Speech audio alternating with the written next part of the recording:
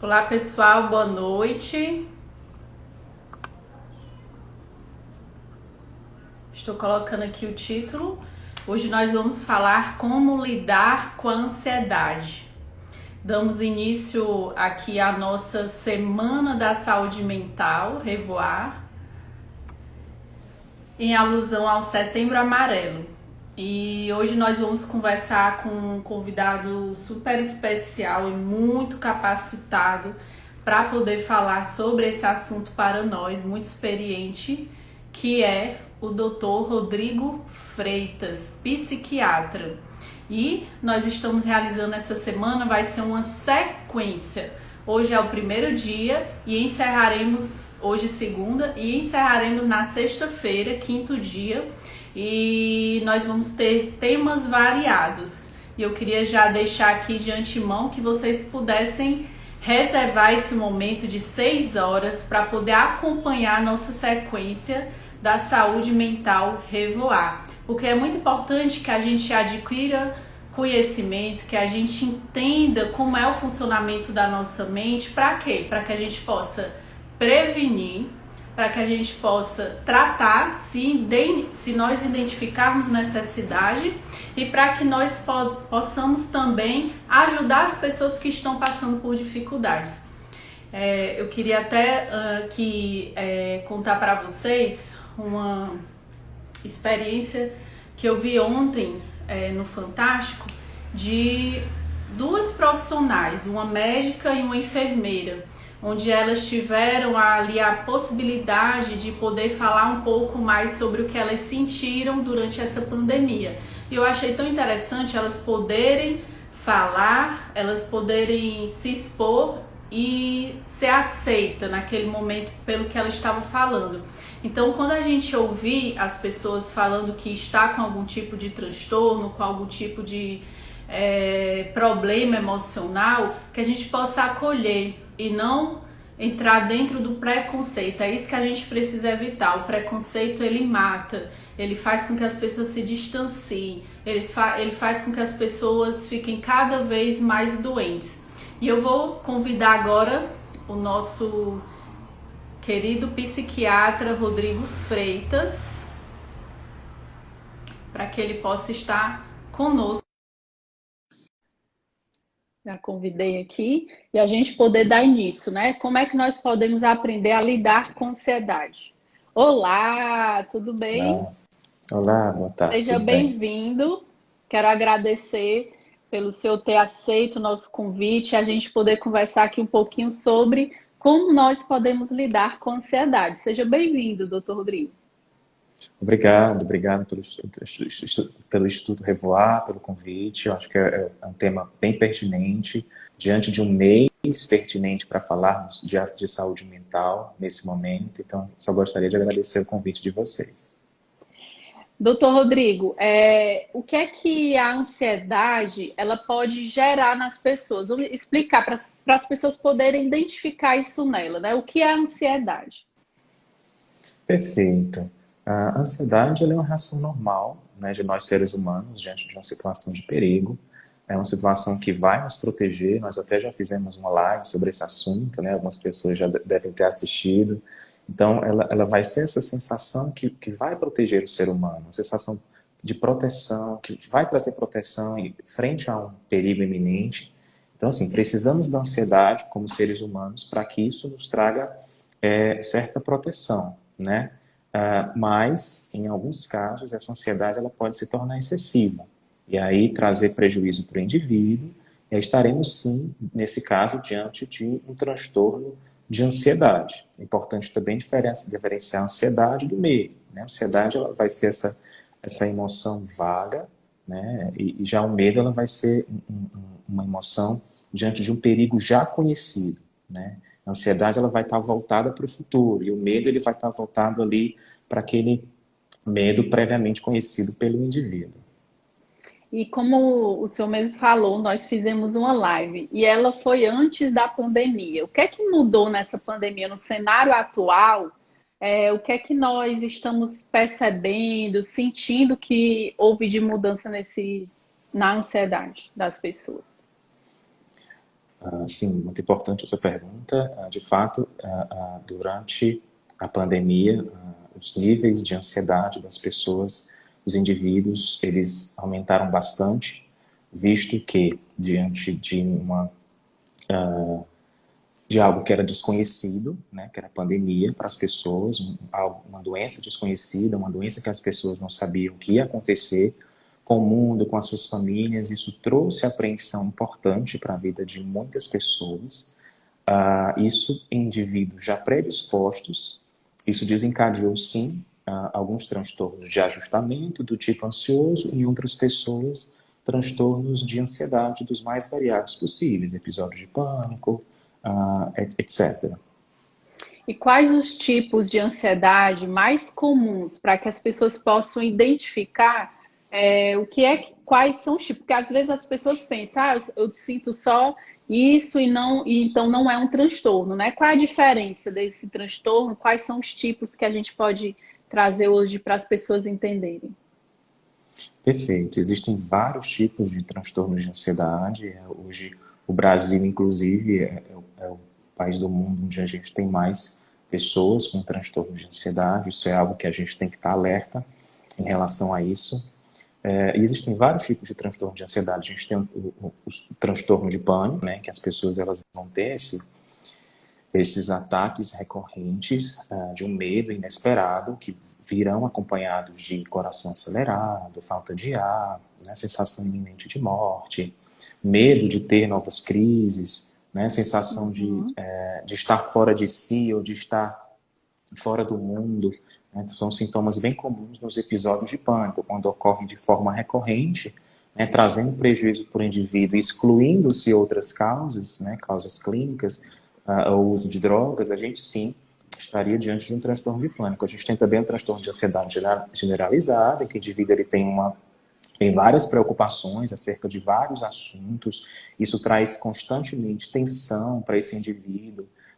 Pode trazer alguns sintomas como náuseas, dificuldade de concentração, alteração do sono. Se isso persistir por pelo menos 6 meses, a gente sim está diante de um transtorno de ansiedade generalizada, né, que traz bastante prejuízo para a vida do indivíduo. A gente tem também a fobia social, em que o indivíduo ele tem a exposição diante das outras pessoas, né, ele tem que ser julgado pelas outras pessoas, mas isso de forma intensa, traz intensos sintomas ansiosos para esse indivíduo, né, e aí ele não consegue se expor, seja na hora de expor uma aula, seja na hora de se expor diante dos colegas, em situações sociais, ele não consegue se expor diante das pessoas. A gente estaria diante de um transtorno de ansiedade social, que também tem que ter a duração aí de 6 meses e trazer prejuízo para o indivíduo.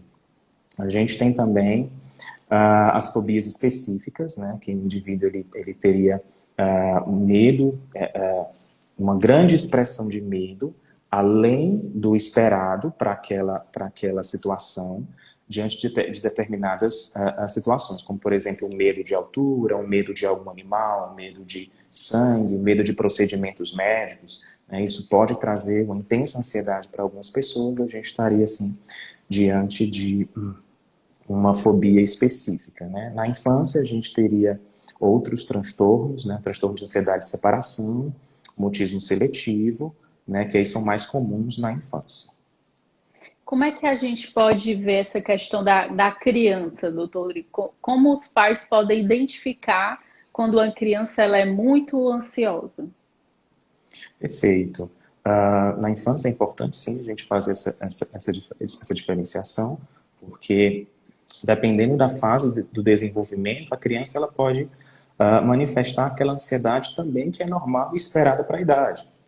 Né? Como, por exemplo, uma criança, um bebê de 1 ano, por exemplo, ele de 6 meses a 1 ano, ele vai ter medo de pessoas novas que se aproximam dele, né? Ele pode ter aquelas reações de estranhamento. Isso é esperado para a idade.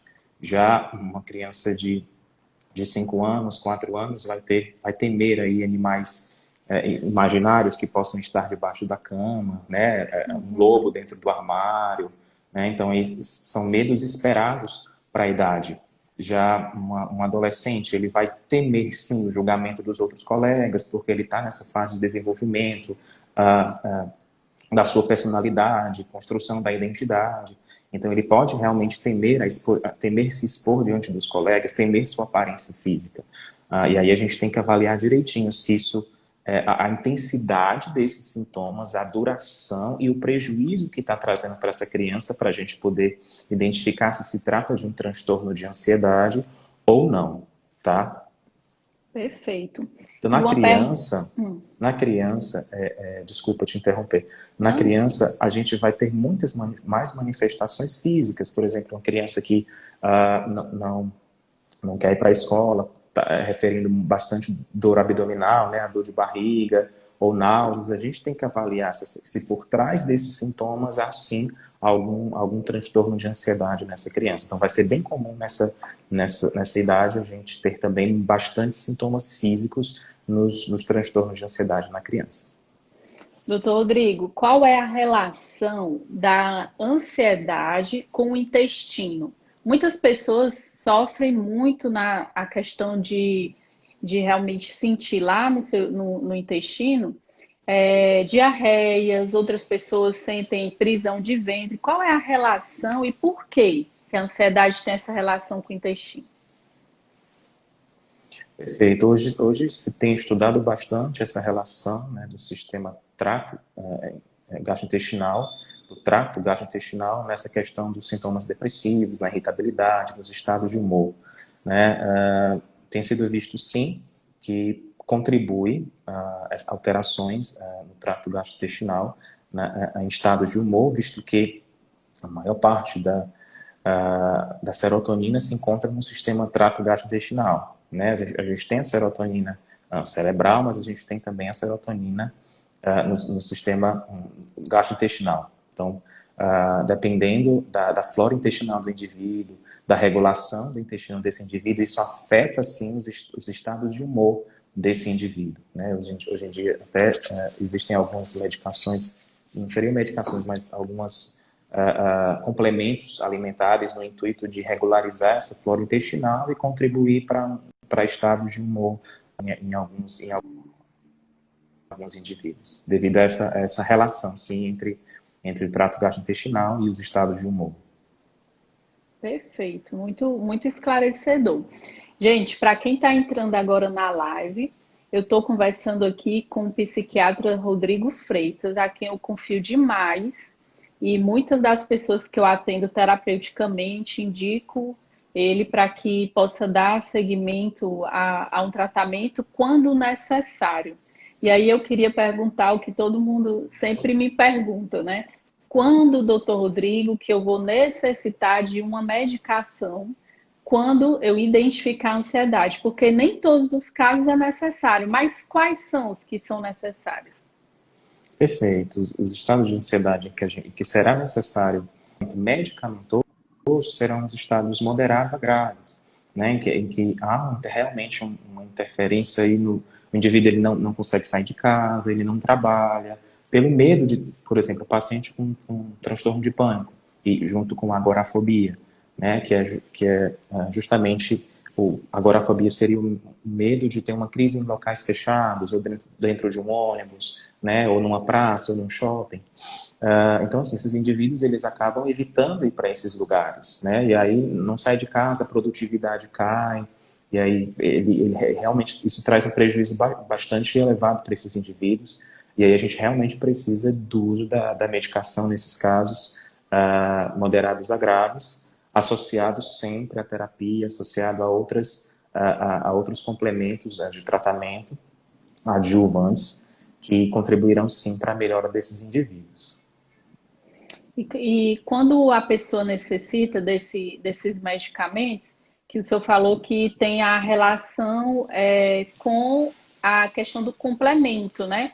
Que tipos de complementos, doutor Rodrigo, é necessário para essa intervenção nesse momento? Seria nutricional, seria medicamentoso, fitoterápico? O tratamento medicamentoso de primeira linha nos transtornos de ansiedade são os inibidores seletivos de recaptação da serotonina, visto que na etiologia dos transtornos de ansiedade a gente teria não só o componente ambiental, psicológico, que também são importantes, mas a gente teria também um componente biológico, né? A questão da serotonina, da noradrenalina, do ácido gama-aminobutírico, que também está envolvido nos transtornos de ansiedade. Então, a gente tem que intervir dentro dessa parte importante da ansiedade. E a gente tem que intervir também na parte psicológica, na parte ambiental, que são fatores também importantes dentro da etiologia dos transtornos de ansiedade. Então, assim, os medicamentos de primeira linha são os inibidores seletivos de recaptação da serotonina, que aí a gente teria vários, né? Fluoxetina, sertralina, citalopram.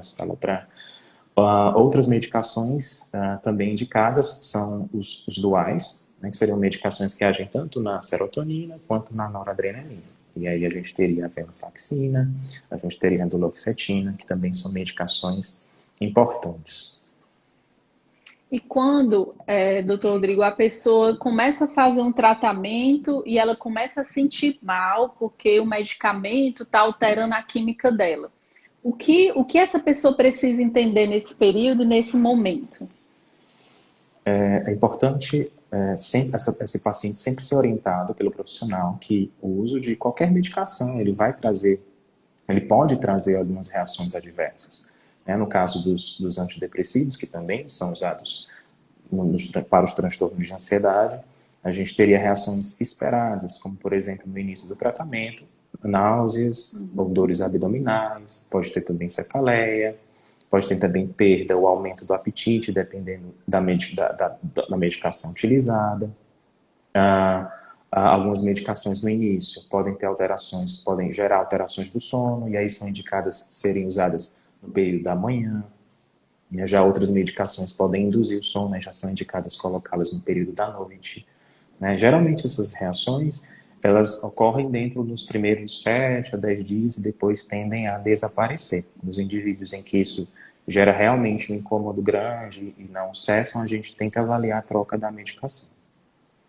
Doutor Rodrigo, no meio do tratamento, a pessoa ela tem uma melhora, ela evolui bastante, o quadro dela chega a ficar bem equilibrado, e aí ela decide parar o tratamento. E eu queria que o senhor explicasse o que é que acontece quando uma pessoa ela decide por conta própria encerrar o tratamento porque ela já está se sentindo bem.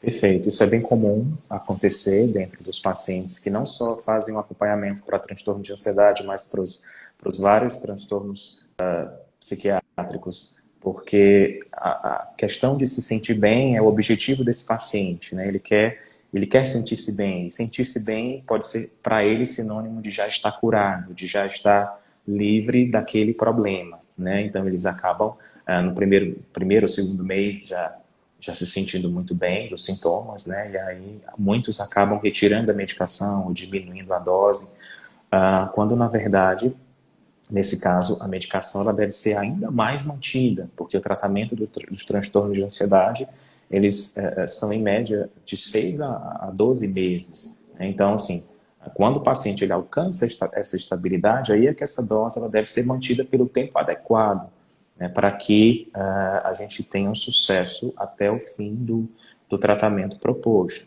Então, por favor, não reduzam a dose da medicação sem antes falar com o profissional que acompanha. E nem parar totalmente, né? Porque é as duas coisas, né? Tanto reduzir como parar por conta própria. E aí vem uma recaída, né? Que logo após essa parada, o que é que a pessoa pode vir a sentir, doutor Rodrigo? Algumas medicações apresentam o que a gente chama de síndrome de retirada, então muitos indivíduos eles acabam ficando mais ansiosos, podem ter alguns sintomas autonômicos, ter náuseas mesmo, ter algum sintoma realmente incômodo nessa retirada abrupta da medicação. Né? Então é indicado realmente não retirar e não reduzir sem comunicar ao seu médico. Doutor Rodrigo,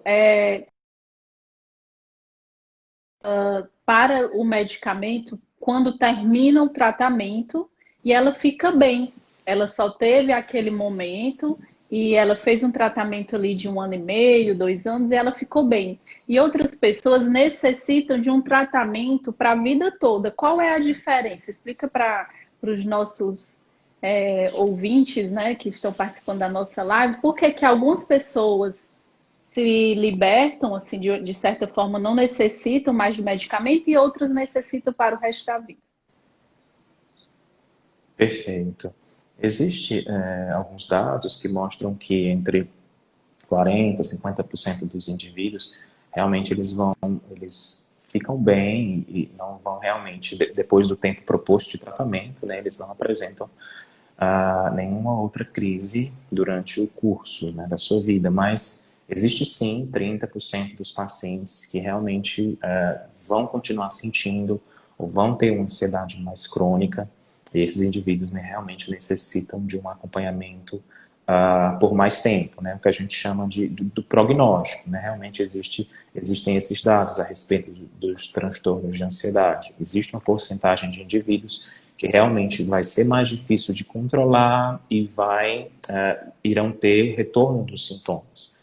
Assim, não há como saber assim, ao exato que indivíduo vai realmente não terá mais esses sintomas e qual indivíduo terá esses sintomas novamente, né? Por isso que é importante o acompanhamento contínuo, no tempo adequado, né? A cada 2 meses, para que isso seja bem avaliado, isso seja bem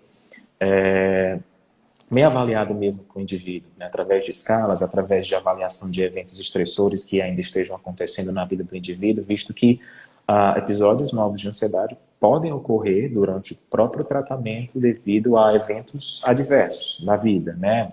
Perdas, tragédias, alguns fatores familiares, então é importante sempre estar avaliando esses fatores que podem contribuir para a piora do indivíduo também. E é importante as pessoas entenderem que o medicamento ele tem uma eficácia muito grande quando ele é assertivo para o organismo da pessoa, porque cada pessoa vai responder de uma forma diferente. E paralelamente a isso, há uma mudança de estilo de vida. Se uma pessoa ela só toma um medicamento e aguarda que esse medicamento faça realmente uma mudança na vida dela, ele pode estar esperando uma mudança que possa vir a não acontecer se ela não mudar alguns hábitos na vida dela. Eu falo muito em relação à atividade física, a fatores estressores no seu lar, no seu trabalho, às vezes uma insatisfação muito grande na profissão que você está, ou um tipo de relacionamento abusivo que a pessoa ainda não identificou, mas que está vivenciando isso, ou grandes expectativas da vida, enquanto ela precisa amadurecer para entender realmente qual é o sentido da vida dela. Então, está muito relacionado a essa questão da mudança do estilo de vida, né, doutor Rodrigo? Perfeito. É como a gente sempre tem falado, né? Quando a gente fala de algum transtorno psiquiátrico, de algum transtorno psicológico, a gente está falando de algo que envolve múltiplos fatores. Então, múltiplas áreas da vida dessa pessoa precisam ser trabalhadas, né? No caso dos transtornos psiquiátricos, a parte da medicação é apenas uma parte do tratamento, né? Uma parte importante, mas é uma parte do tratamento. E a parte da terapia é outra parte importante do tratamento, que precisa ser ressaltada, que precisa ser valorizada, que precisa realmente o indivíduo estar engajado nessa parte também importante do tratamento, que vai trabalhar seus pensamentos, vai trabalhar suas questões existenciais, como você está colocando, vai reestruturar a sua forma de pensar, vai trabalhar aí alguns traumas, etc., né, que realmente precisam ser reelaborados no indivíduo. E essa dificuldade que algumas pessoas têm para entender isso é o que acaba com que fique mais recorrente e os sintomas eles fiquem mais fortes. Porque ao longo da nossa vida, nós precisamos ter essa clareza de que o nosso estilo de vida, o ambiente que nós estamos, o uso do medicamento, que também pode vir hereditariamente, né, os sintomas e até mesmo o modo de vida comportamental da família, vai vir a afetar. E, doutor Rodrigo, a gente está na Semana da Saúde Mental e também estamos relacionando muito a questão da vida. Como é que uma pessoa que está no estado ansioso, ela pode vir a prevenir essa questão do suicídio? O que é que o senhor teria para falar para essas pessoas que estão passando por isso nesse momento? Perfeito. Os pacientes que eles apresentam algum transtorno de ansiedade é interessante, porque uma a cada 5 pacientes apresenta algum transtorno disso no mundo, um em cada 5 pacientes, então são transtornos bem prevalentes. Desses indivíduos, um em cada 5 também consegue acesso ao tratamento. Então, nem todos os indivíduos eles vão conseguir acesso ao tratamento. E apenas 1% dos profissionais estão capacitados, segundo alguns estudos, para trazer atendimento para esses pacientes. Então, além do acesso às pessoas, a parte de saúde mental precisa aumentar, né, precisa melhorar, a capacitação dos profissionais também precisa melhorar. Né? Então, esse indivíduo ele precisa ser acolhido, ele precisa entender que o que ele está passando é algo realmente que traz prejuízo da vida dele, precisa ter essa resposta de empatia da pessoa que está acolhendo, da pessoa que está ouvindo. Né? Esse indivíduo ele precisa entender que ele está passando por um transtorno, por algo realmente que existem alterações aí a nível biológico, a nível psicológico, que interferem nisso. Esse paciente, aprendendo que ele se sente acolhido, que ele se sente realmente que ele possa se sentir à vontade para ser escutado, ele vai se sentir à vontade para compartilhar aquilo que tá incomodando, aquilo que está realmente trazendo sofrimento para esse paciente. Os pacientes que possuem realmente ansiedade, algum transtorno de ansiedade grave, podem sim vir a ter risco suicida devido ao sofrimento que o transtorno de ansiedade grave causa ainda mais nesse indivíduo. Além do que, 90%, alguns estudos mostram 90% dos pacientes que têm, por exemplo, transtorno de pânico, tem outro transtorno comórbido. Então, quando você lida com um paciente que tem transtorno de ansiedade, você precisa procurar um outro transtorno, porque se a gente for falar dos transtornos de ansiedade em geral, 50% dos pacientes que têm transtorno de ansiedade geral têm algum outro transtorno associado. Quando a gente fala de transtorno de pânico, 90% tem um outro transtorno associado. Então, a gente precisa procurar esse transtorno. Dentre eles, o mais prevalente é a depressão. Então, quando você lida com um paciente com transtorno de ansiedade, é importante você procurar, você vasculhar a questão também de sintomas depressivos, né? Que aí, dentro dos sintomas depressivos, a probabilidade ainda mais de suicídio é ainda maior, né? A gente teria aí os que realmente causam mais influências nessa questão do pensamento suicida, transtorno bipolar, né, transtorno por uso de substância, transtorno depressivo. Então, a gente precisa avaliar essas outras comorbidades psiquiátricas dentro desses indivíduos que chegam para nós como profissionais de saúde mental. Doutor Rodrigo, quando uma pessoa ela está passando por esse momento, né, que da comorbidade, ansiedade e depressão, certo? E ela perdeu o sentido da vida dela. Ela simplesmente acha que não vai ter jeito, que não tem mais condições, que ela não vai se recuperar. Ela já passou por alguns tratamentos, às vezes até por um profissional que não estava preparado.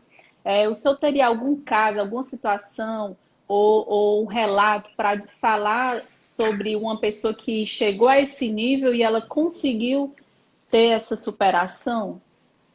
E só antes do senhor responder, pessoal, quem quiser fazer pergunta, por favor, coloca na caixinha de pergunta, aqui embaixo tem um pontinho de interrogação aí embaixo, e você deixa a sua pergunta, porque quando você coloca no bate-papo, acaba passando e a gente perdendo aqui a oportunidade de ler sua pergunta, tá bom?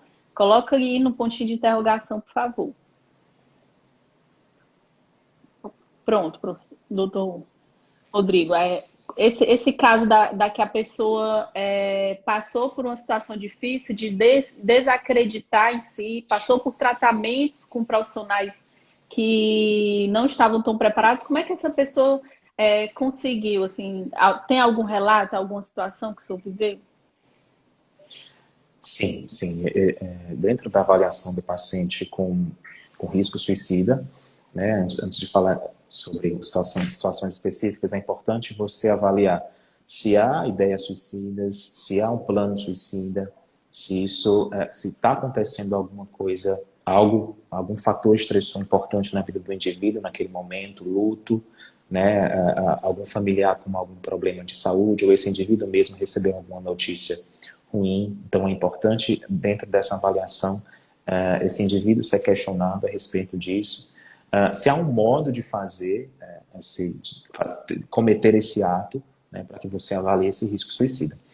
Sim, realmente já atendi pessoas que conseguiram superar essa questão dos pensamentos suicidas, das várias tentativas de suicídio que passaram por sua vida. Já atendi pacientes assim que hoje estão bem, assim também como atendo pacientes que ainda hoje estão passando por isso e é bem difícil para eles superar essa fase. Então, eu atendo os dois, né? Eu lido com os dois campos, eu lido com os dois lados, com aqueles pacientes de difícil controle, né? E com aqueles pacientes que, após bastante tempo de várias tentativas, realmente conseguiram sair desse ciclo, né? E entrar no novo ciclo de suas vidas. Então, assim, há bastante histórias positivas, há bastante histórias de esperança para influenciar outras pessoas que estão precisando de ajuda nesse momento. Isso é algo muito recorrente que eu encontro dentro dos corredores da profissão, né, como terapeuta, de pessoas que estão tão desacreditadas que já passaram por tantas intervenções e muitas vezes dizem, não, nada dá certo para mim, nada vai, eu nem quero mais ir no profissional, eu nem quero mais fazer terapia, porque até agora nunca deu certo e ninguém me entende, né? E às vezes uma clareza para que ela possa entender de que há profissionais comprometidos, pessoas que podem ali ajudar ela de uma forma profissional mesmo, com conhecimento, vai fazer com que ela tenha essa melhora. E essa esperança é o que é o nosso maior objetivo, é plantar no coração das pessoas que ela pode sim ter uma melhora significativa a partir do momento que ela tem um acompanhamento e que ela também é fiel a esse acompanhamento, porque muitas pessoas também chegam ao ponto de querer a melhora, quer realmente evoluir, mas elas não conseguem e não querem dar seguimento ao tratamento. Sim, é verdade. Realmente, muitas pessoas acabam abandonando o tratamento, visto que, falando especificamente aí do transtorno de ansiedade, existe o componente físico, né, dos transtornos de ansiedade, essas reações físicas que esses transtornos causam, mas existe o componente cognitivo, né? Existe o componente cognitivo, que nada vai dar certo, se eu sair de casa vai acontecer uma coisa ruim, se eu for no profissional ele não vai dar conta disso. Por isso que a terapia vai ser extremamente importante, a psicoterapia vai ser extremamente importante para trabalhar essas distorções na forma de pensar.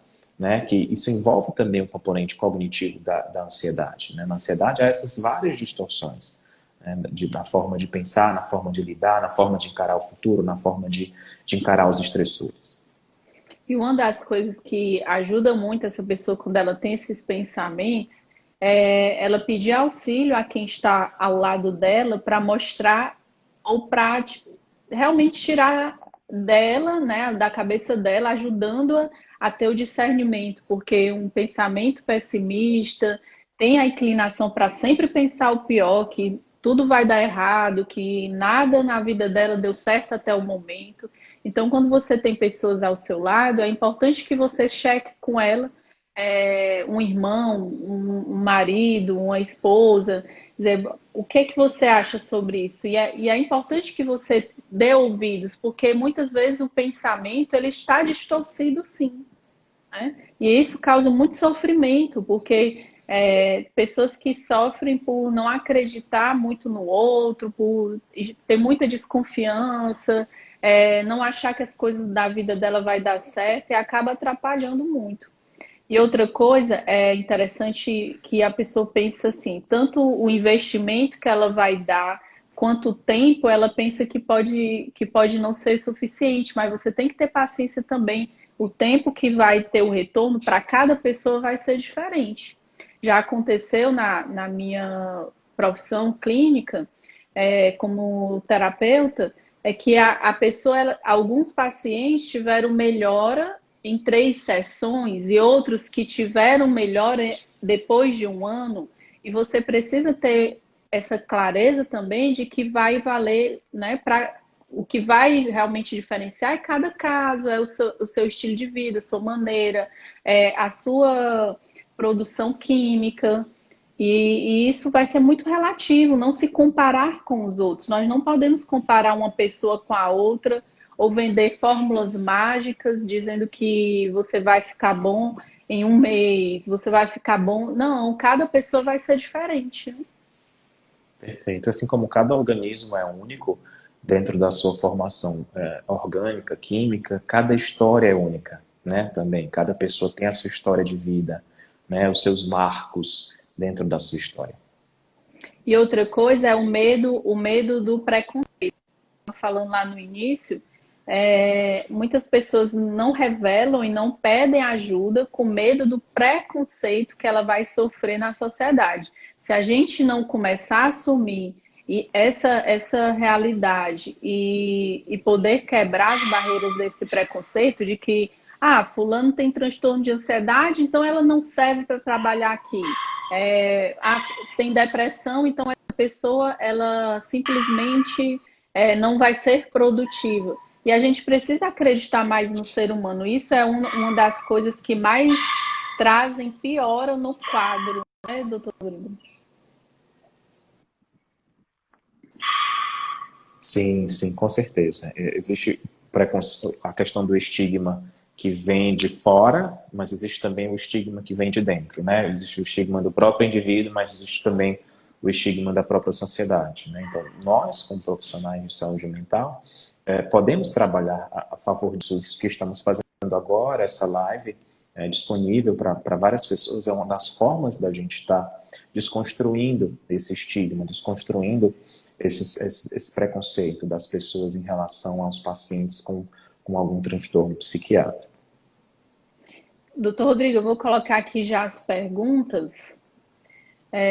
A Manuele, ela perguntou qual a opinião do doutor sobre o Êxodos 20 ml, 20 miligramas e o Prisma 20 miligramas. Aí São ela duas, pergunta, o Prisma todo dia prejudica o organismo? são duas medicações diferentes. No caso do Êxodos, a gente teria aí o estalopram, que é inibidor seletivo de recaptação da serotonina, um medicamento, sim, indicado para o transtorno de ansiedade, que é o que a gente está falando aqui. Eu não sei por que ela toma o Êxodos, para que tipo de problema, visto que ele também é usado para outros tipos de transtorno psiquiátrico. Então, para o transtorno de ansiedade, sim, ele é indicado. Ele já está numa dose uma boa dose. No caso do Prisma, é um indutor de sono, ele tem que ter um tempo de uso, geralmente a gente estabelece de 6 meses, o uso de medicações como o Prisma, ele é um indutor de sono. E aí tem que avaliar quanto tempo já ela faz uso dessa medicação e por que o profissional prescreveu essa medicação. Dentro do tratamento da ansiedade, é importante essa questão do sono, né? Visto que algumas pessoas realmente têm esse prejuízo do sono, e existem algumas formas de trabalhar essa alteração do sono antes de tentar utilizar a medicação, né? Existe a higienização do sono que o paciente ele deve fazer, né? Com questão de ingerir alimentos mais leves antes, pelo menos 3 horas antes de dormir, não 1 hora antes de dormir, evitar substâncias energéticas, estimulantes, como cafeína, refrigerante antes de dormir, diminuir a exposição de telas, né, computador, celular, televisão, antes da hora de dormir também. Evitar exercícios físicos próximo ao horário de dormir também pode afetar essa questão do sono. Então, assim, é importante o indivíduo fazer essa higienização do sono, né, para que também seja um fator colaborador dentro da ansiedade que ele tenha. Ok, muito bom. Outra pessoa pergunta: boa noite, minha mãe faz uso há muitos anos de remédios por conta da depressão. Quando parar? Ok? É importante avaliar a idade da pessoa da mãe do indivíduo, né, que faz uso dessa medicação. Qual tipo de depressão ela tem? Se ela está num episódio depressivo, se ela tem um transtorno depressivo recorrente, né? Se ela realmente, se ela tem uma distimia, se a depressão dela é uma depressão unipolar ou bipolar. Então é importante avaliar uma série de fatores, tá? Quando a gente trata de um episódio, geralmente é um ano, né, um tratamento. Quando a Uhum, gente já lida uhum. com uma depressão mais resistente, com uma depressão mais crônica, isso já vai para 2 anos o tempo. Ok. Gente, os comentários desativaram, mas não bloqueei as perguntas e eles desativaram. Não sei se agora está funcionando só uma parte, tá? Quando funciona as perguntas, não funcionam os comentários. Tratamentos não medicamentosos são importantes para se tratar a ansiedade? É o Dr. Roberto Reis. Fez muitas Extremo, recomendações aqui. doutor Roberto.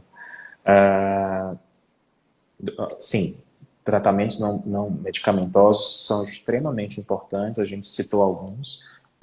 No caso da psicoterapia, também é tratamento para os transtornos de ansiedade, né? Tratamento de primeira linha, né? Psicoterapia. A exercício físico também foi comentado aqui, existem liberação de endorfinas dentro do exercício físico, existe também essa liberação de outras substâncias também, de opioides endógenos, então isso facilita na questão do controle da ansiedade em muitos indivíduos também. Então, o exercício físico já tem saído várias publicações a respeito disso, dos benefícios dele nos transtornos tanto de depressão quanto nos transtornos de ansiedade e outros transtornos psiquiátricos também. Eles aumentam aí substâncias cerebrais protetoras neuronais. Então, assim, extremamente importante. Outro fator importante é trabalhar a espiritualidade, né?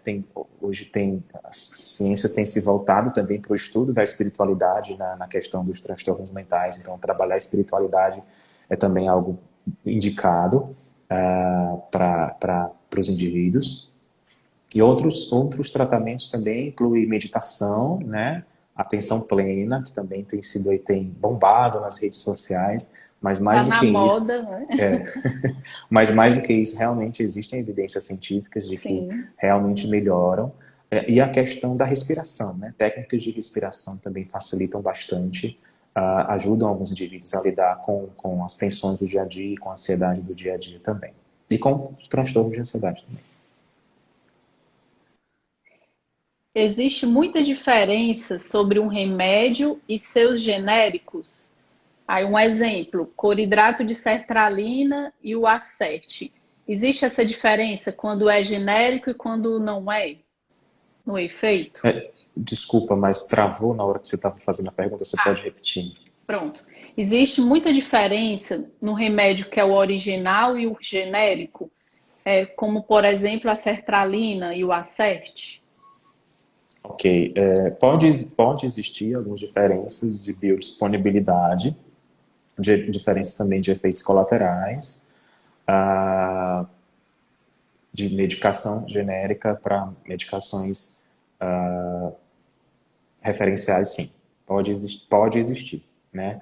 Alguns pacientes acabam se dando melhor com alguns tipos de algumas marcas, né, de medicação. Então, existe sim essa diferença, pode existir sim essa diferença, principalmente na biodisponibilidade dessa medicação no organismo. Batimentos cardíacos a 100, 110, até 145 por ansiedade são preocupantes? A pessoa que está com os batimentos cardíacos muito fortes, que é muito comum na ansiedade, que muitas vezes as pessoas vão e buscam cardiologista ou as emergências dos hospitais. E a Manuele quer saber se isso é preocupante e se antidepressivos ajudam, doutor Rodrigo.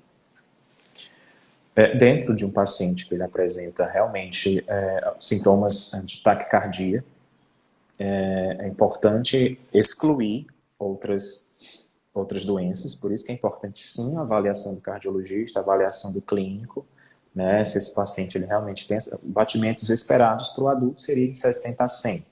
Acima disso, de forma constante, realmente tem que fazer uma avaliação, se é decorrente de algum transtorno de ansiedade ou se é decorrente de outro problema clínico, né, algum problema de tireoide, algum problema cardíaco, etc. Então é importante fazer a exclusão de algum outro problema clínico para que a gente fique sim com algum transtorno de ansiedade. Então, em alguns pacientes, a gente acaba pedindo, inclusive, um eletrocardiograma. Para quê? Para excluir alguma causa clínica que esteja causando essa alteração cardíaca. E quando exclui, doutor Rodrigo, a pessoa já sabe que ela não tem. Acho que travou aqui. Pronto? Pronto. Quando a pessoa exclui, ela já tirou a possibilidade de ter problemas cardíacos, ainda que ela continue com esses elevados batimentos. É preocupante? Ela precisa tomar medicamento para pressão, juntamente com ansiedade ou antidepressivos? Sim, no caso dos transtornos de ansiedade, é uma ativação do sistema noradrenérgico, do eixo hipotálamo, hipófise adrenal, isso acaba afetando a questão dos batimentos cardíacos. Sim, a medicação ela vai reduzir esses níveis de ansiedade, consequentemente reduzindo essa taquicardia. Nesses indivíduos em que esses sintomas físicos são muito proeminentes, intensos, a gente pode fazer um uso por breve tempo de o que a gente chama dos benzodiazepínicos, né, que aí seriam alprazolam, diazepam, clonazepam, por um tempo breve, né, no mínimo aí de 4 a 6 semanas, porque essas medicações elas podem sim gerar dependência, no caso dos benzodiazepínicos. Então, é comum nesses indivíduos a gente fazer uso dessas medicações por um breve tempo. Muito bom. A Iris perguntou, tomei fluoxetina e ela piorou as crises, me deixou 2 dias sem dormir, muito suor. Isso é normal? Pronto, fluoxetina, inibidor seletivo de recaptação da serotonina, ele sim é indicado nos transtornos de ansiedade, dos mais diversos. Ele deve ser usado pela manhã, é importante avaliar que horário essa paciente tomou, fez uso dessa medicação. No início, ele pode dar, sim, um aumento leve da ansiedade, em alguns pacientes até um aumento importante, que tende a diminuir aí, ao longo das semanas. Se realmente traz devido à questão dos níveis de serotonina que aumentam. Então, assim, é importante, se esses sintomas ocorrem de forma muito intensa devido ao uso da medicação, ela informar para o médico para que possa ser feita uma diminuição para posterior aumento da dose, para que ela possa se adaptar à medicação ou mesmo à troca da medicação. Muito bom. Doutor, acha que é possível superar o transtorno sem usar medicamento? Nos casos moderados a graves, realmente a medicação ela está indicada, né? Em casos leves, realmente a psicoterapia ela é suficiente para dar conta de toda essa sintomatologia nos casos leves, mas realmente nos casos moderados e graves o uso da medicação se faz necessário, pelo risco de piora, pelo risco de realmente ocorrer algum evento mais grave dentro do curso do transtorno de ansiedade nesse indivíduo. Então, realmente se faz necessário nos casos moderados a graves o uso da medicação. Alguns pacientes, sim, sempre há, mas alguns pacientes realmente acabam tentando outras estratégias antes de vir para o profissional médico, mas na maioria das vezes não é bem sucedida.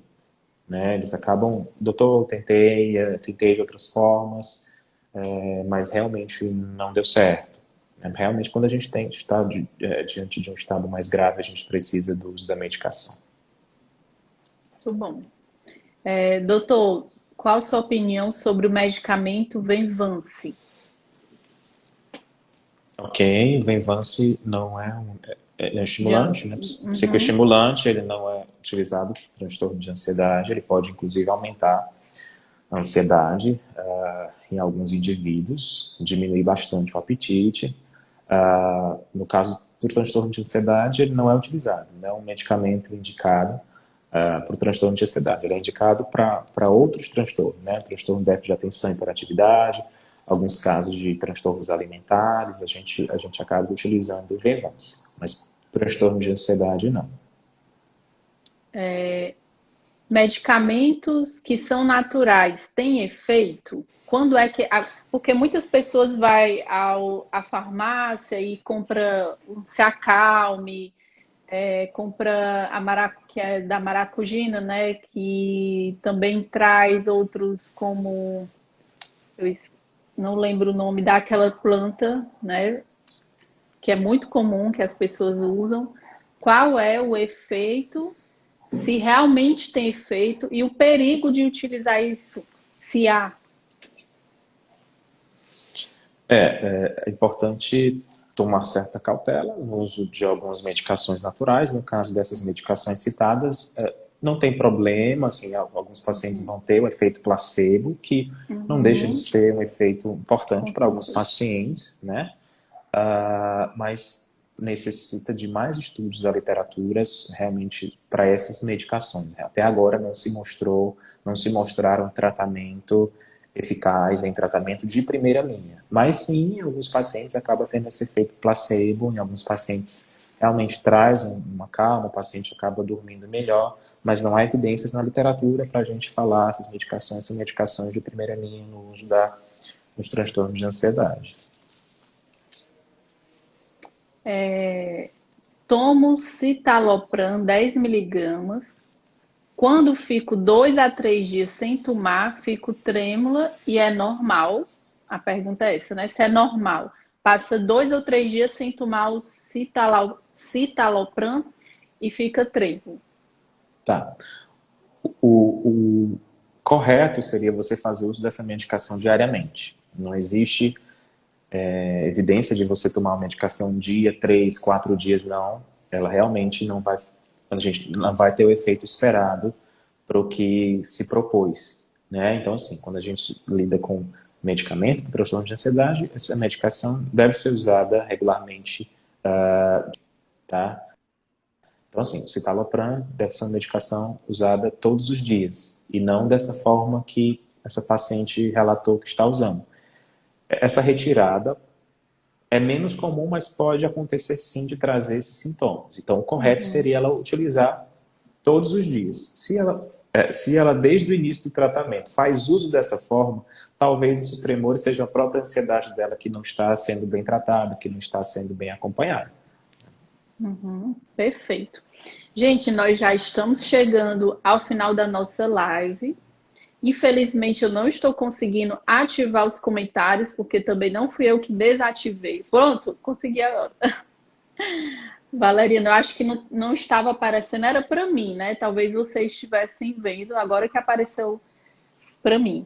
E eu queria convidá-los para poder participar amanhã, o nosso segundo dia da saúde mental, Revoar. Nós vamos falar sobre o tema depressão com o Dr. Jean Lemos. E eu queria agradecer, em nome do Instituto Revoar, a sua presença, a sua contribuição nesse momento tão importante do Setembro Amarelo. E eu mesma convidei o Dr. Rodrigo, e eu fiquei muito feliz pela sua presença, por ter aceito o convite. E também indico demais, porque é um profissional que eu confio, porque eu sei que o doutor Rodrigo, ele faz uma avaliação, ele é muito diferente que as pessoas têm medo. Eu vou ao psiquiatra, eu já sei que ele vai me passar um medicamento. E a gente, em outra live, o doutor Rodrigo esclareceu muito bem isso, que ele não passa medicamento para todas as pessoas, exceto aquelas que realmente necessitam, porque é uma atenção diferente com seus pacientes, com as pessoas que estão buscando o seu trabalho. E para colocar aqui uma última pergunta, que eu gostei muito aqui para o senhor falar. Só um minutinho, deixa eu ver se eu acho aqui.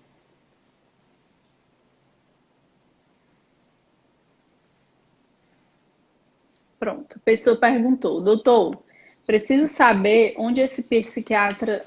Doutora, eu preciso saber onde esse psiquiatra atende para que eu possa levar o meu pai, né? Se você que está assistindo essa live e necessita falar com o psiquiatra, e aí o doutor Rodrigo vai dar os contatos dele, onde é que você pode achá-lo e como você pode chegar até ele. Mais Ouviu? uma vez, obrigado Pronto. pelo convite. Ouvi sim. Eu atendo na CE Saúde, na Coronel Linhares 2470. Se você acessar lá no Instagram, @RodrigoPsi,